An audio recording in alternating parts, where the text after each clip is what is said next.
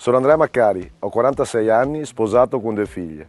Dopo 5 anni di assessorato nell'attuale amministrazione, mi candido a sindaco per il gruppo politico Progetto Giavera Maccari Sindaco. Perché dare fiducia a Progetto Giavera? Perché abbiamo una storia da raccontare. Una storia di 10 anni che, grazie ad una gestione finanziaria oculata, ha concretizzato un ciclo di progetti con cui sarà possibile potenziare i servizi alla comunità, nella quale la vostra partecipazione sarà la base per il successo. Continueremo con la riqualificazione energetica e la messa in sicurezza degli edifici pubblici, con la valorizzazione e tutela dell'ambiente e grazie alla completa videosorveglianza del territorio sarà garantita la vostra sicurezza.